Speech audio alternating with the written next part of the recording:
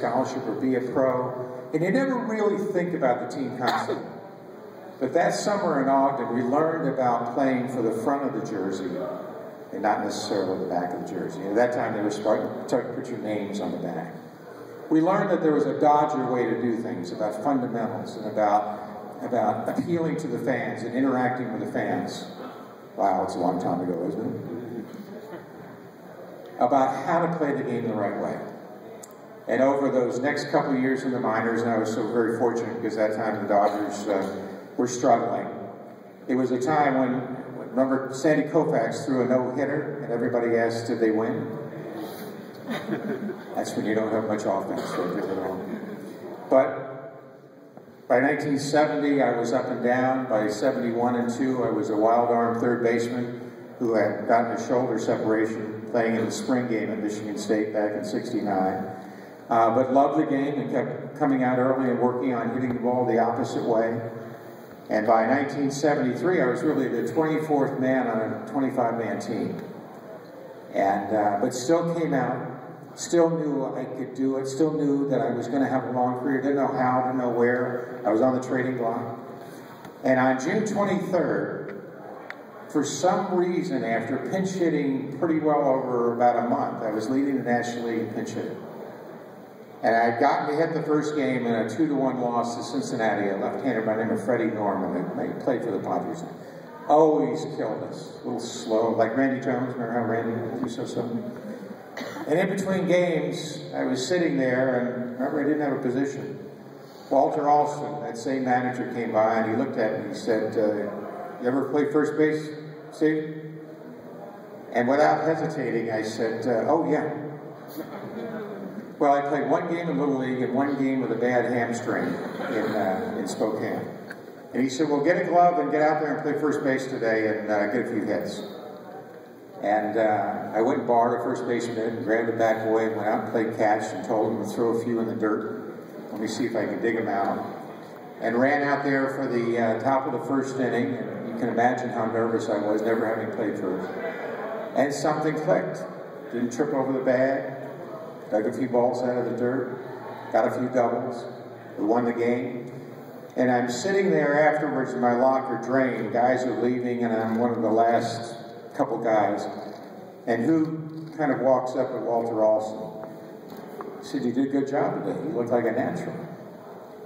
I said, thank you, sir. There's not too many 5'10" first basemen around, but I appreciate it. And he said, you're in there tomorrow. And that was the beginning, because that night, at Say at third, and Russell at short, and Lopes at second, myself at first, it started 9 years of our infield being together. And I always think, at times in our life when we hesitate about making decisions, or we wonder if we really can do it, that if I had said to Walter Alston, no, let's go grab and play first base, he probably would have kept on going and gotten somebody else, and I wouldn't be in front of you today.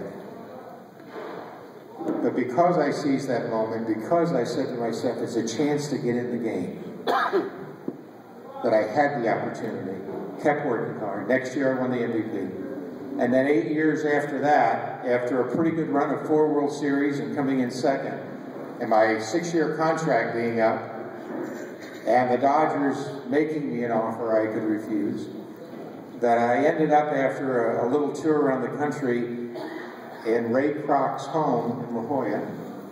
Just he and I, no agents, no president of the club, Ballard Smith, no Mrs. Kroc, and he sat at his desk there, and he had monitors on his desk, one of the first businessmen to have monitors. And he's talking, and he said, I think you can make a difference in San Diego. And I said, yes, sir, I think you can. He said, you know, it's still the National League. I said, yes, sir. You know, it's still the Western Division. I said, yes, sir. He said, you know the pitching? I said, yes, sir. He said, I know that you get involved in charities. I know that community is important to you. I said, yes, sir. He said, do you want to play here? I said, I think I do. And he said, I can only pay you in Big Macs and French fries, but if you get Jerry Capstein and you get Ballard Smith together, you may be able to get some more change out of it. But when he said, I think you can make a difference off the field as much as on the field, he said, you have that experience. And he said, we got these young kids like Quinn and Mick Reynolds. We got this guy Templeton's in the middle of his career. He said, I think we got something. He said, I think if you come here, you can teach them how to win. And that was the challenge for me. I had a great offer in New York. I had a great offer in Chicago with the Cubs. But at that moment, I realized the next big challenge in my life was having come from a franchise, probably along with the Yankees, that had the most history, the most winning. Jackie Robinson, the first black player.